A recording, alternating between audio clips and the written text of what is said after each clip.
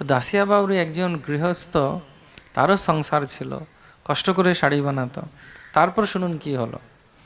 তো দাসিয়া অনেক দিন পরে একটা কাপড় বানিয়েছে, 3 মাস ধরে, 1 মাসে কাপড় হয়ে যায়।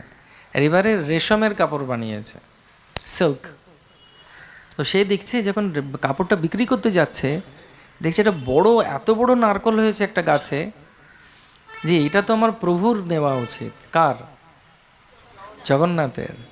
তখন তিনি ভাবছেন যে এই নারকলটা আমি কীভাবে ভগবানের কাছে দেব।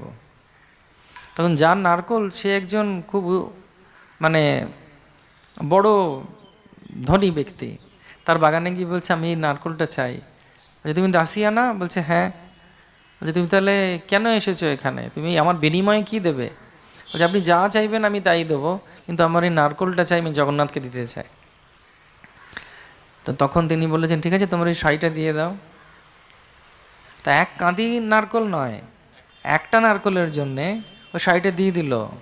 কি বোকা না? হ্যাঁ, বোকা নয়। আমার ভাবছে সত্যিতে কি বোকা, এত বড় শাড়িটা দিয়ে দিল, ওই শাড়িতে তো আরও অনেক ডাব পাওয়া যেত। সেই কিছু কিছু জিনিস পয়সা বা কোনো কিছুর বিনামূল্যে হয় না, সেটা ভগবান তার বিচার করেন। তো তখন তিনি যখন নিয়ে গেছেন, পুরীতে গেছেন, তো যেহেতু তিনি পুরীতে সেই সময় কিছু কিছু মানুষের ঢোকার নিষেধ ছিল, যেহেতু তারা কিছু কাজ করতেন, সেই কাজগুলো সেই সময়ে সঠিকভাবে দেখা হতো না, তাকে ঢুকতে দেয়নি। তখন তিনি বলেছেন কি, জগন্নাথকে প্রার্থনা করেছেন। জগন্নাথ ওনার হৃদয়ে এসে বলছে তুমি চিন্তা করো না, এই সুদর্শনকে দেখিয়ে মন্দিরের ওপরে তুমি আমাকে আমাকে এটা নিবেদন করো। ওই সুদর্শন দেখেছেন নীলচক্র, ওটার জায়গাটা কত বড় জানেন? একটা গরুর গাড়ি চলতে পারবে, এত বড় ওটা। তো তখন তিনি যেই করেছেন, সে নারকল উবে গেছে। বলছে যে কালা জাদু জানে, বেদে করো। ও চলে গেছে, ও তো যা হবার হয়েছে ভগবান নিয়ে জন্য খুশি, চলে গেছে। পরের দিন, কিছুদিন পরে ভালো আম উঠেছে, তো অনেক আম পেয়েছে ভালো বাগানের। সে আমের ঝুড়ি নিয়ে ও আবার গেছে। তো সবাই দেখছে যে আরে এ তো সেই দাসিয়া এসেছে, আবার তোকে আবার আটকেছে। তা বলছে দেখি তোর কীরকম কেরামতি। তখন আবারও হাত তুলে জগন্নাথকে বলছেন যে প্রভু আপনি এটা গ্রহণ করুন। যেই মুহূর্তে উনি উপরে তুলে দিয়েছেন, সে আমের যে পুরো ঝুড়িটাই ওখানে অদৃশ্য হয়ে গেছে। তা বলছে এটাও কালা জাদু। তখন ওই বলছে যদি কালা জাদু হয়, গিয়ে দেখো না ঠাকুরের ভেতরে ঠাকুর কী করছেন।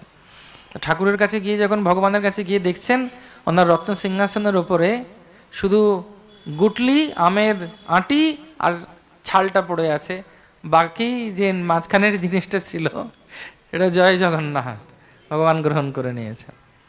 এইভাবে দাসিয়া বাউরি তার গ্রামে এখন সরকার থেকে, উড়িষ্যা সরকার থেকে ওনার একটা ওই নারকল ধরে উনি দাঁড়িয়ে আছেন, বড় মূর্তি তৈরি করেছে, সেই গ্রামের মন্দির হয়েছে।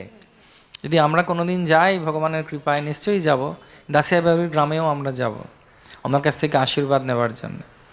তো সেই জন্যে চৈতন্য চরিতামৃতে বলা হচ্ছে কিবা বিপ্র কিবা নাসি শূদ্র কেনে নয়, যেই কৃষ্ণ তত্ত্বব্যক্তা সেই গুরু হয়।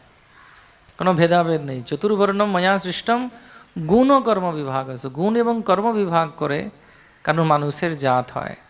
ব্রাহ্মণের ছেলে যে ব্রাহ্মণ হবে এটা গীতা বলে না। যেন ডাক্তারের ছেলে ডাক্তার নাও হতে পারে, উকিলের ছেলে উকিল নাও হতে পারে, ঠিক সেরকমভাবে একজনের যোগ্যতা অর্জন করতে হয়। যেজন্য বলা হয় দ্বিজ। দ্বিজ মানে সে জন্মেছে আবার, কিভাবে? জ্ঞানের মাধ্যমে। দাসিয়া বাউরির কথা খুব সুন্দরভাবে জগন্নাথপুরীতে সবাই আলোচনা করে, এবং তিনি হচ্ছেন ভগবানের একজন বিশেষ ভক্ত।